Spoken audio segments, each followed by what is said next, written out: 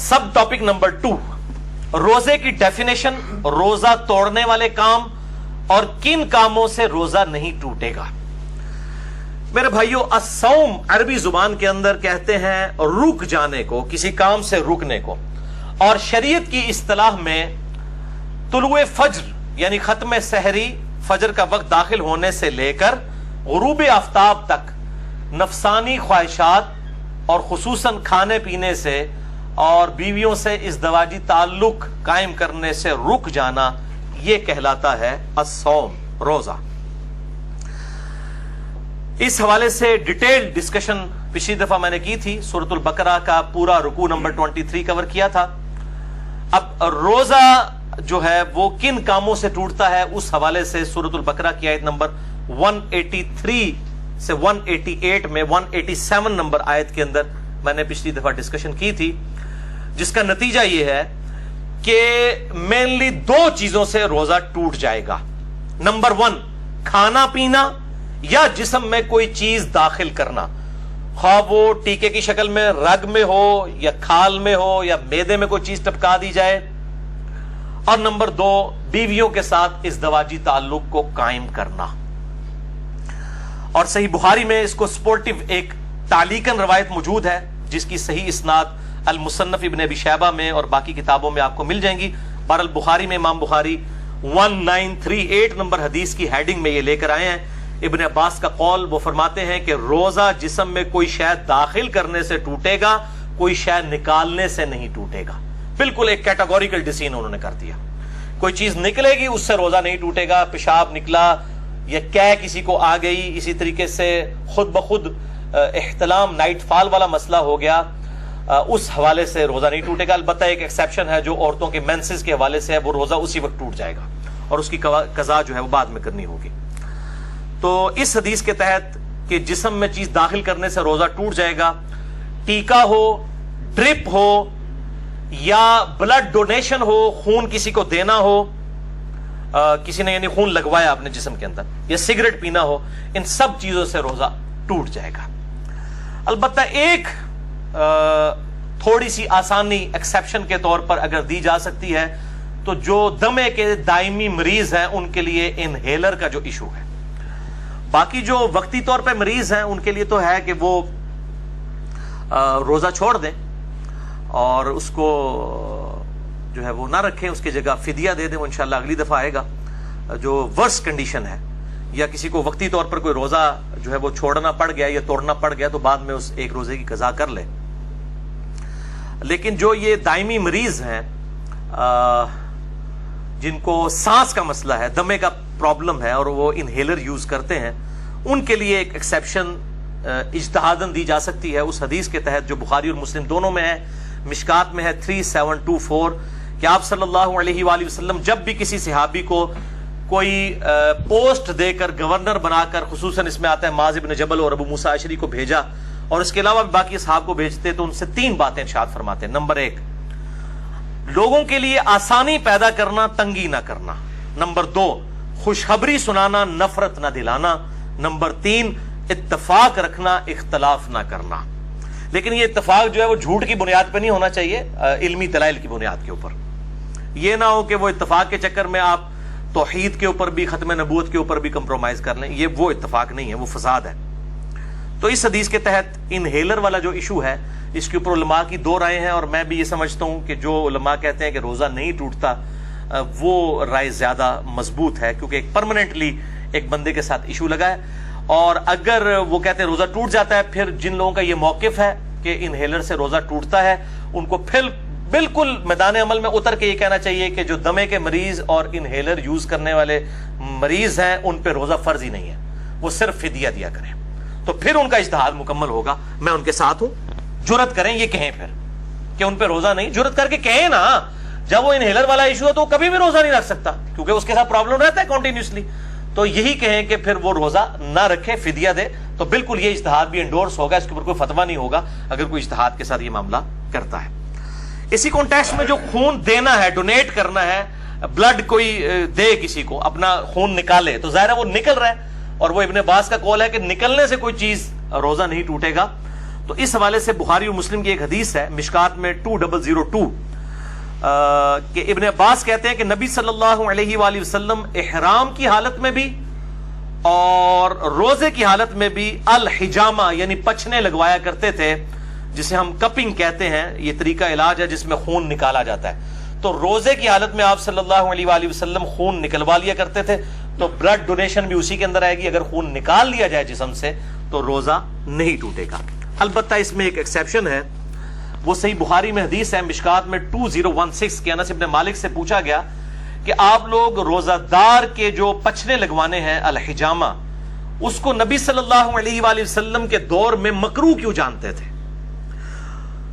تو انس ابن مالک نے کہا کہ ہم اسے مکروہ نہیں جانتے تھے، یہ بالکل ٹھیک ہے، ہاں مگر کمزوری کے سبب.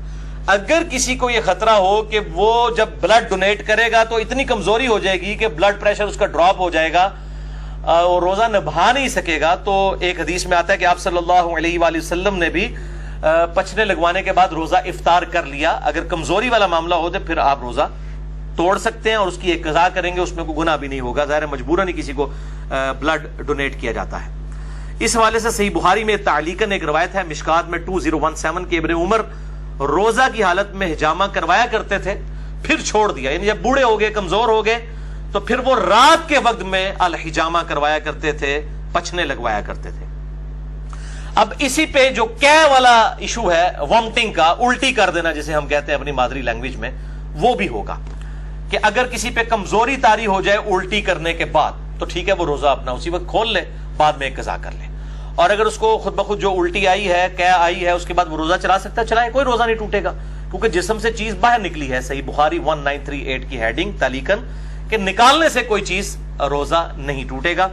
کیا کا مسئلہ جو ہے جامعہ ترمذی، سنن ابی داؤد اور مشکات میں 2008 ہے کہ نبی صلی اللہ علیہ وسلم کو ایک دفعہ قے آئی تو آپ نے روزہ افطار کر لیا، یعنی کھول لیا. قے آئی تو روزہ کھول لیا کمزوری کے سبب. یہ کمزوری کا لفظ میں کیوں بول رہا ہوں؟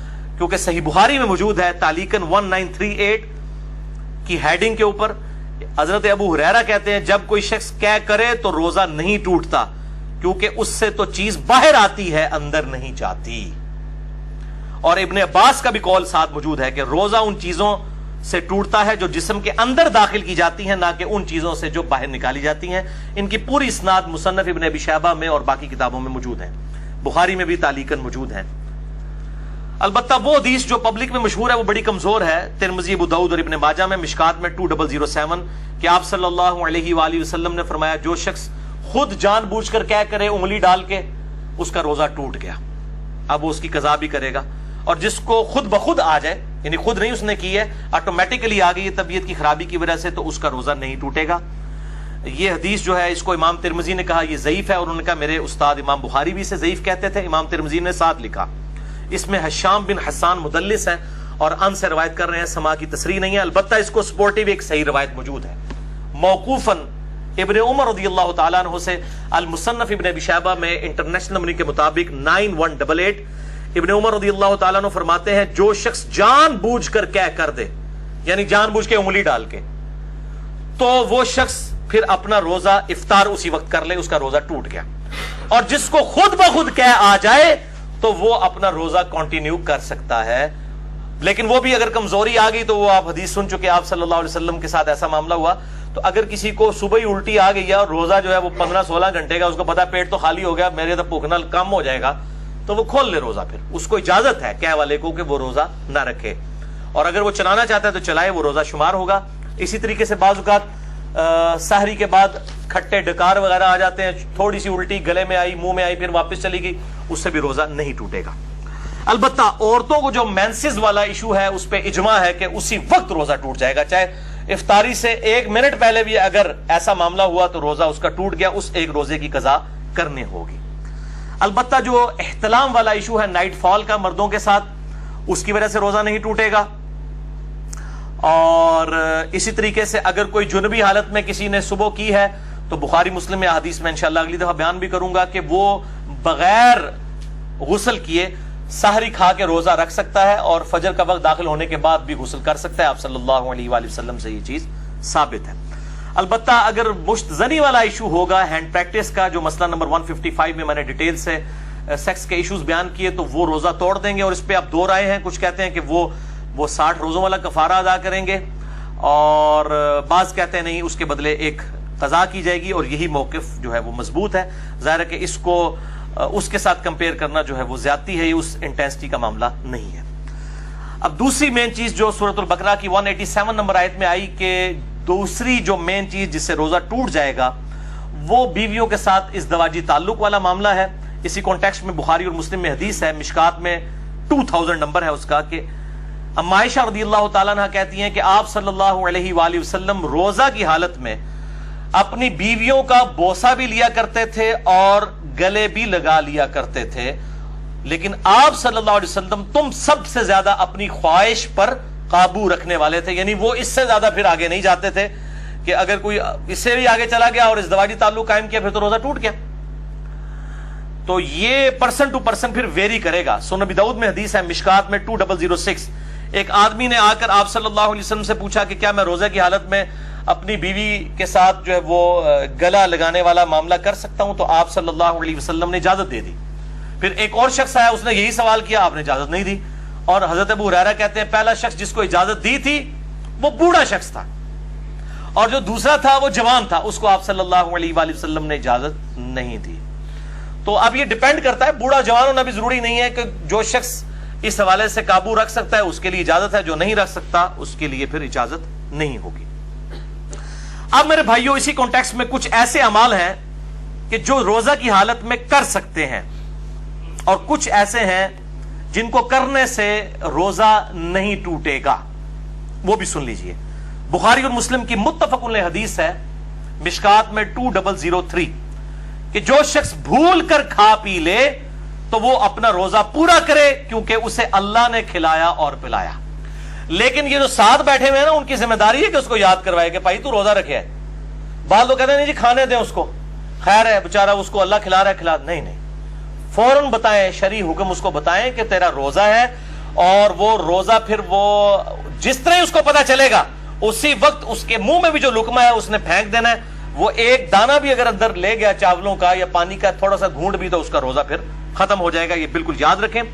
اسی طریقے سے سنن ابی داؤد اور الموطا امام مالک میں حدیث ہے مشکات میں 2011 کہ ایک صحابی کہتے ہیں کہ میں نے نبی صلی اللہ علیہ وسلم کو مقام عرج پر پیاس اور گرمی کی وجہ سے روزہ کی حالت میں سر مبارک پر پانی ڈالتے ہوئے دیکھا ہے. یعنی اگر کسی کو روزہ لگ رہا ہے تو یہ سنت ہے کہ بار بار نہا کے روزے کو ٹھنڈا کیا جائے. اور ادھر جو مولوی ہیں انہوں نے شامت اٹھائی ہوتی ہے اعتکاف والوں کی, اور ان کو بالکل گندا مندہ کر کے اعتکاف میں بٹھایا ہوتا ہے. وہ کہتے ہیں جی جو پہلے دن آپ نے کپڑے پہنے یہی 10 دن پہن کے رکھنے ہیں, کوئی ناخن نہیں کاٹنے, غسل فرض کے علاوہ غسل نہیں کرنا, کیونکہ آپ مسجد سے باہر نہیں نکل سکتے بغیر مجبوری کے, تو وہ تو اعتکاف ٹوٹ جائے گا. تو یہ مسجد کی باؤنڈریز میں وہ فنائے مسجد جو ہے, جو غسل خانے ہیں اور ٹوائلٹس ہیں, یہ فنائے مسجد کی باؤنڈریز میں شمار ہیں شرعی احکام سے. بلکہ بخاری اور مسلم میں موجود ہے نبی صلی اللہ علیہ وسلم تو سیدہ صفیہ کو اپنے گھر تک چھوڑنے کے لیے گئے تھے اعتکاف کی حالت میں. اپنے گھر آ کے کھانا بھی کھا سکتے ہیں, اعتکاف نہیں ٹوٹے گا, بلکہ اور کوئی فالتو کام نہ کیے جائیں. تو اسی طریقے سے اگر کوئی غسل کرتا ہے گرمی کی وجہ سے تو سنت ہے, کوئی ایسا مسئلہ نہیں, کر سکتے ہیں. بلکہ اب تو الیاس قادری صاحب نے بھی اپنا فتویٰ واپس لے لیا ہے کہ وہ کہتے ہیں جی فتاوی رضویہ شریف کی ایک جلد اب چھپ گئی ہے, اس میں اعلیٰ حضرت کا بھی فتویٰ ہے کہ معتکف جو ہے وہ ضرورت کے بغیر بھی غسل بھی کر سکتا ہے, وضو بھی کر سکتا ہے.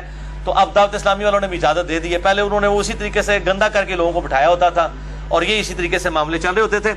حالانکہ مطلب احادیث پہلے سے موجود ہے, لیکن جب بزرگوں کی کتابیں ڈسکور ہوتی ہیں, دریافت ہوتی ہیں, پھر ان کو کہتے ہیں ہاں جی واقعی جی دیسی بھی لکھے ایسی جی, ٹھیک ہے نا. تو وہ پرائرٹی تو بزرگ ہوتے ہیں. اسی طریقے سے صحیح بخاری میں تعلیقاً 1930 نمبر حدیث کی ہیڈنگ میں ہے کہ ابن عمر روزہ کی حالت میں گیلے کپڑے جسم پر ڈالا کرتے تھے. یہاں پہ بھی ہمارے پنجاب کے اندر رواج ہے, جب زیادہ گرمی ہوتی ہے لوگ رومال جو ہے وہ گیلا کر کے کپڑوں کو بھی گیلا کرتے ہیں. لیکن اس میں آپ اپنے کپڑے گیلے کریں, یہ لوگوں کے اوپر جو پانی پھینکتے ہیں اور کہتے ہیں جی کسی بڈھے تو پانی سے اٹھو تو بارش ہوتی ہے, یہ بالکل غلط بات ہے. اس طریقے سے کسی کے ساتھ یہ کام نہ کریں. اپنے ساتھ ضرور آپ کرنا چاہتے ہیں کریں, اور ایسا معاملہ بھی نہ ہو کہ آپ نے اتنے باریک کپڑے پہنے ہیں کہ آپ ان کو بالکل گیلا کر لیں اور آپ کپڑوں میں ہی ننگے نظر آ رہے ہوں. یہ اس چیز کا بھی اہتمام کرنا چاہیے.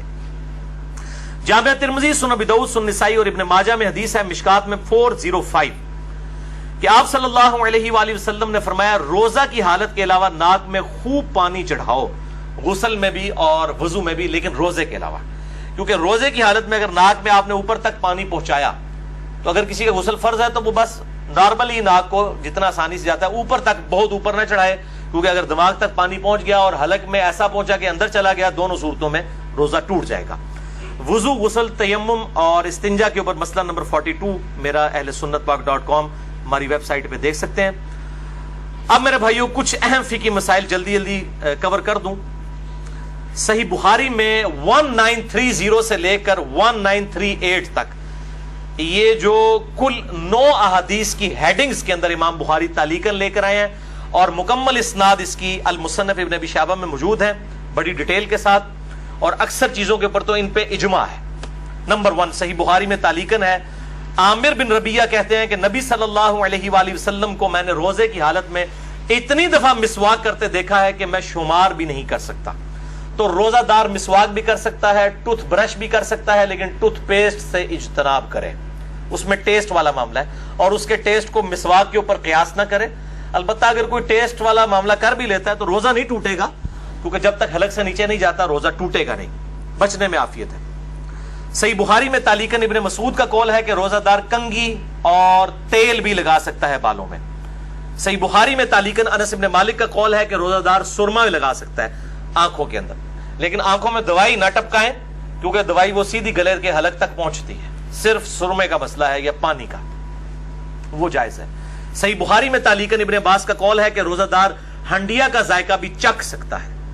چکھنے اور کھانے میں فرق ہے، چکھنا جو ہے وہ زبان کی نوک کے اوپر ہوتا ہے، یعنی نمک مرچ کو چکھ کے پھر تھوک دے۔ صحیح بخاری میں تعلیقاً حسن بصری تابعی کا قول ہے کہ اگر حلق میں خود بخود مکھی چلی جائے کسی کے تو روزہ نہیں ٹوٹے گا۔ صحیح بخاری میں تعلیقاً عطا بن ابی رباح کا قول ہے کہ اگر کلی کر کے پانی ایک دفعہ گرا دیا جائے، اس کے بعد جو تھوک میں نمی ہے حلق سے نیچے چلی جائے تو وہ روزہ نہیں توڑے گی، اور یہ مشکات میں 2018 پہ موجود ہے۔ بعض لوگ اتنے وہمی ہوتے ہیں، وہ جناب وضو کرنے کے بعد 10 دفعہ 20 دفعہ تھوکتے رہتے ہیں، ایک دفعہ تھوک دیا اس کے بعد جو نمی ہے وہ اندر چلی گئی، اس کی وجہ سے روزہ نہیں ٹوٹے گا۔ اللہ تعالیٰ نے لا یکلف اللہ نفسا الا وسعها، اور اس حوالے سے یہ جو شیطان کی پیروی ہے جو یہ بار بار جو لوگ اس حوالے سے کام کرتے ہیں۔ اب آخری ٹاپک نمبر 3 ہے، انشاءاللہ 5-7 منٹ میں کنکلوڈ ہوگا، باقی اگلے 5 ٹاپک اگلے ہفتے ڈسکس کریں گے، اور یہ ٹاپک نمبر 3 ہے روزوں کی قضا اور کفارے سے متعلق۔ بھائیو 2 اصطلاحات ٹرمنالوجیز کو سمجھ لیجئے۔ نمبر 1 قضا، یعنی چھوڑے ہوئے روزے کے بدلے میں ایک روزہ رکھنا۔ نمبر 2 کفارہ، شرعی پلینٹی، یعنی سزا کے طور پر اگر کسی نے جان بوجھ کے روزہ توڑا ہے اس کے لیے سزا کیا ہے۔ ایک روزہ تو رکھے گا، باقی جو اس کے لیے سزا ہے۔ اور اس پر اجماع ہے کہ اگر مجبوراً کسی نے روزہ توڑا، کوئی بیماری کی وجہ سے اس کو ڈرپ لگوانی پڑ گئی یا ٹیکا لگوانا پڑ گیا یا کھانا پینا پڑ گیا، کوئی شوگر کا مریض تھا، تو اس کو پھر اس کے بدلے میں ایک ہی روزہ رکھنا ہوگا، یعنی قضا کرنی ہوگی، کفارہ نہیں دینا ہوگا۔ اسی طریقے سے عورتوں کے ساتھ حیض والا مینسز والا ایشو ہوا، اس کے بدلے ایک ہی روزہ رکھیں گی۔ بخاری اور مسلم کی متفق علیہ حدیث ہے مشکات میں 2032۔ اما عائشہ کہتی ہیں نبی صلی اللہ علیہ وسلم ہم عورتوں کو حیض کی حالت میں چھوڑے ہوئے روزوں کی قضا کا حکم دیتے تھے اور نمازوں کی قضا کا حکم نہیں دیتے تھے۔ تو روزوں کی قضا ان دنوں میں جو روزے چھوٹے ان کی قضا کرنی ہوگی، اور میں نے بتایا کہ افطار سے 1 منٹ پہلے بھی اگر کسی کے ساتھ ایسا معاملہ ہو گیا تو وہ روزہ اس کا وہ والا ٹوٹ جائے گا آٹومیٹیکلی، لوگ پوچھ رہے ہوتے ہیں، اور وہ ایک روزے کی قضا بعد میں کرے گی۔ اور اس قضا کے معاملے میں یہ لوگ کہتے ہیں نہیں جی وہ گرمیوں کے روزے گرمیوں میں ہی قضا کریں اور جناب اگلے سال سے پہلے قضا کر لیں، ایسی کوئی شرط نہیں ہے اسلام میں۔ اگر کوئی شخص گرمیوں میں چھوٹے ہوئے روزوں کی قضا سردیوں میں بھی جا کے کر لے، لا یکلف اللہ نفسا الا وسعها، اور اس کی دلیل میں بخاری اور مسلم کی حدیث مشکات میں 2030۔ اما عائشہ کہتی ہیں کہ جب مجھ پر رمضان کے روزوں کی قضا ہوتی تو میں صرف شعبان میں وہ روزے قضا کیا کرتی تھی، اور راوی یحییٰ بن سعید کہتے ہیں آپ صلی اللہ علیہ وآلہ وسلم کی مشغولیت کی وجہ سے، یعنی ازدواجی تعلق کے اعتبار سے، چونکہ شعبان میں آپ صلی اللہ علیہ وسلم نفلی روزے رکھتے تھے تو اما عائشہ کو موقع مل جاتا تھا کہ وہ اپنے روزوں کی قضا کر لیں، کیونکہ بیوی جو ہے وہ خاوند کی اجازت کے بغیر نفلی روزہ نہیں رکھ سکتی. وہ حدیث ہے اگلی صحیح مسلم کی مشکات میں ہے 2031. آپ صلی اللہ علیہ وآلہ وسلم نے فرمایا کسی عورت کے لیے اپنے خاوند کی اجازت کے بغیر نفلی روزہ رکھنا جائز نہیں، اور نہ اس کی اجازت کے بغیر گھر میں کسی کو آنے کی اجازت دینا. یعنی کوئی بیوی کے جی میرا رشتہ دار ہے، خاوند کی اجازت کے بغیر نہیں، اور نفلی روزہ نہیں رکھے گی. اس سے یہ بات پتہ چلی کہ یہ جو پبلک میں مشہور ہے کہ میاں بیوی صرف رات کے وقت ازدواجی تعلق قائم کر سکتے ہیں، یہ بالکل باطل ہے. اما عائشہ تو کہہ رہی ہے کہ میں روزہ بھی نہیں رکھ سکتی تھی آپ صلی اللہ علیہ وسلم کی مشغولیت کی وجہ سے. تو دن کے وقت بھی ازدواجی تعلق قائم کرنا نہ صرف جائز بلکہ سنت مبارکہ ہے بخاری اور مسلم کے کانٹیکسٹ میں. اب دوسری صورتحال کہ کوئی جان بوجھ کر روزہ توڑ دے، ایسی صورت میں قضاء کے ساتھ کفارہ بھی ہوگا. اس کانٹیکسٹ میں بڑی مشہور حدیث ہے بخاری اور مسلم کی مشکات میں 2004. ایک آدمی حضور صلی اللہ علیہ وآلہ وسلم کے پاس حاضر ہوا کہ یا رسول اللہ صلی اللہ علیہ وسلم میں مارا گیا، میں نے روزے کی حالت میں اپنی بیوی کے ساتھ ازدواجی تعلق قائم کر لیا، روزہ میرا ٹوٹ گیا، میں کیا کروں؟ آپ نے فرمایا کہ کیا تیرے پاس کوئی غلام ہے کہ اسے آزاد کرے؟ یہ پہلا آپشن ہے، اور ترتیب بھی یہی ہوگی، یہ آپشنل نہیں ہے 3 میں سے 1 بلکہ یہی ترتیب ہوگی. میں نے کہا یا رسول اللہ نہیں ہے. فرمایا کیا تو 2 ماہ کے مسلسل روزے رکھ سکتا ہے؟ عرض کیا نہیں یا رسول اللہ صلی اللہ علیہ وسلم 2 ماہ کے نہیں رکھ سکتا. ہم بھی نہیں ظاہر رکھ سکتے. فرمایا کیا تم 60 مساکین کو کھانا کھلا سکتے ہو؟ اس سے یہ بات پتہ چلی کہ 60 مساکین ایکویلنٹ ہوئے 60 روزوں کے، تو مسکین کو پھر 1 وقت کا ہی کھانا کھلایا جائے گا، 2 وقت کا نہیں. یہ لاجیکل آنسر ہے. تو اس نے عرض کیا نہیں، تو فرمایا تم بیٹھ جاؤ. اتنے میں کوئی شخص جو ہے وہ کھجوروں کا بھرا ہوا ٹوکرا آپ صلی اللہ علیہ وسلم کے پاس تحفتاً لے کے آیا. آپ صلی اللہ علیہ وآلہ وسلم نے وہ جو ٹوکرا تھا اس کی وجہ سے آپ نے فرمایا کہ وہ روزہ توڑنے والا کدھر گیا، اور اس کو بلا کے کہا یہ ٹوکرا تو لے جا اور اس ٹوکرے کو مدینے کے غرباء میں تقسیم کر دے، تو روزے کا کفارہ ادا ہو جائے گا.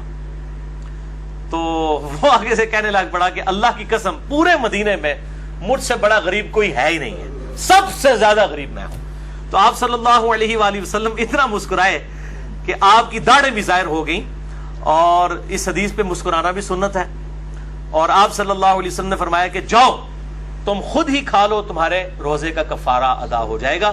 لیکن یہ خاص اس کے لیے ہے، یہ نہیں ہے کہ جو بھی روزہ توڑے تو کہ جی انہیں ایڈیاں کھجورا لے آ کے میں آپ کھانا شروع کر دیں کفارہ ادا ہو جائے گا، یہ اس کے لیے خاص تھا. اور اس حدیث پہ امام بخاری نے انٹرنیشنل نمبر کے مطابق صحیح بخاری میں 1936 حدیث کی لی ہے، اور اس پہ اپنا فہم لکھا ہے، باب باندھا ہے کہ اگر کوئی روزے کی حالت میں بیویوں کے ساتھ ازدواجی تعلق قائم کر لے تو اس کا کفارہ کیا ہے. اس کو امام بخاری نے عام حکم نہیں لیا کہ کوئی بھی کھا پی کے بھی روزہ توڑ لے تو اس کا کفارہ بھی یہ ہے. کھا پی کے روزہ توڑنے کا کفارہ یہ نہیں ہے، یہ ازدواجی تعلق والا معاملہ ہے، اور ظاہر ہے وہ بہت ایک ایکسٹریم چیز ہے کھانے پینے کے مقابلے کے اعتبار سے، لہذا اس کے لیول کی سزا تو اس میں نہیں دی جا سکتی. لہذا اسی طریقے سے جو ہینڈ پریکٹس والا ایشو ہے اس پہ بھی سزا نہیں اپلائی کی جا سکتی، وہ بہت ایکسٹریم معاملہ ہے جو ازدواجی تعلق کا ہے، اور اسی پہ ہی اجماع ہے کہ وہ پھر 60 روزوں والا معاملہ یہ 60 مساکین والا کرے گا. عموماً لوگ 60 مساکین والا ہی کرتے ہیں، اور یہ 60 مساکین والا دونوں کی طرف سے ہوگا، مرد کی طرف سے بھی عورت کی طرف سے بھی. یہ بات اتنے بولے ہیں، یہ بھی پوچھ رہے ہوتے ہیں کہ جی ایک کی کھلا دیں گے، دو نے توڑیا بھائی، ایک نہیں ٹوٹیا، دو نے ٹوٹیا. یہ 60 اور 60 120 بنیں گے، اور وہ اپنے اپنے حصے کے دیں. اگر کوئی وہ اس اعتبار سے خیرات کرنا چاہتا ہے تو وہ ضرور کرے. باقی اگر کسی نے اس حدیث کے اعتبار سے کوئی رزلٹ نکالا ہے اجتہاداً کہ آپ صلی اللہ علیہ وسلم نے اس کو یہ فرمایا، تو اس میں بعض اوقات چیزیں امپلائڈ ہوتی ہیں کسی معاملے میں کہ جس نے روزہ توڑنے کا مسئلہ پوچھا ہے تو وہ اس طریقے سے. جو ملی بھگت سے معاملہ ہوا ہے اس میں تو ظاہر دونوں کو رکھنے چاہیے، اگر کسی نے زبردستی والا معاملہ کیا ہے تو پھر صرف مرد کو رکھنا چاہیے. اور بہرحال اس حوالے سے اجتہاداً کوئی بھی ایشو اڈاپٹ کیا جا سکتا ہے. اب رہا کھا پی کے روزہ توڑنا، تو اس کے بارے میں ایک ضعیف روایت ملتی ہے، اور اس کو سپورٹیو ایک تابعی کا صحیح قول بھی ہے. پہلے ضعیف روایت سن لیں. یہ روایت جو ہے وہ مقطوع ہے، مرسل ہے، چھوٹا ہوا واسطہ ہے اس کا. المصنف ابن ابی شیبہ میں انٹرنیشنل نمبر کے مطابق 9774 سعید ابن مسیب تابعی کہتے ہیں کہ آپ صلی اللہ علیہ وآلہ وسلم کی خدمت میں ایک آدمی حاضر ہوا، اور اس نے کہا یا رسول اللہ میں نے کھا پی کر روزہ افطار کر لیا ہے، توڑ دیا ہے. تو میں کیا کروں؟ تو فرمایا کہ صدقہ کر، اللہ سے استغفار کر، اور اس کے بدلے میں ایک روزہ رکھ لے. لیکن یہ روایت ضعیف ہے. البتہ اس کو سپورٹو ایک تابعی کا قول صحیح سند کے ساتھ المصنف ابن ابی شیبہ میں اسی سے 5 نمبر آگے ہے، 4 نمبر آگے. المصنف ابن ابی شیبہ میں 9778 سعید ابن جبیر تابعی رحمہ اللہ تعالی سے پوچھا گیا کہ جو رمضان کا روزہ جان بوجھ کر کھا پی کر توڑ لے تو کیا کرے؟ تو انہوں نے کہا کہ وہ توبہ اور استغفار کرے اور اس کے بدلے میں ایک روزہ رکھ لے. تو کھا پی کے معاملہ الگ ہے. البتہ احناف کا یہ موقف ہے، حنفیوں کا، کہ خواہ کھا پی کے توڑا جائے یا ازدواجی تعلق سے، دونوں 60 روزوں والا اور 60 مساکین اور غلام والا ایشو ہے. البتہ محدثین کی اکثریت کا یہی موقف ہے کہ کھا پی کے معاملہ الگ ہے، اور وہ بھی جو ہے وہ استغفار بھی اسی صورت میں ہے اگر کسی نے جان بوجھ کے کیا، اور اگر کسی نے مجبوراً بیماری کی وجہ سے کیا تو صرف ایک روزے کی قضا کر لے، اور اگر اس پر قادر نہیں ہے تو ایک جو ہے مسکین کو ایک وقت کا کھانا کھلا دے فدیے کے طور پہ. انشاءاللہ اگلی دفعہ 5 پوائنٹس ڈسکس کروں گا. اللہ تعالیٰ سے دعا ہے جو حق بات میں نے کہی اللہ تعالیٰ ہمارے دلوں میں راسخ فرمائے. اگر جس بات میں میرے منہ سے کوئی غلط بات نکل گئی تو اللہ تعالیٰ ہمارے دلوں سے محو کر دے. ہمیں کتاب و سنت کی تعلیمات پر عمل کر کے دوسرے بھائیوں تک پہنچانے کی توفیق عطا فرمائے. سبحانک اللہم و بحمدک، اشہد ان لا الہ الا انت، استغفرک و اتوب الیک، وما علینا الا البلاغ المبین. جزاکم اللہ.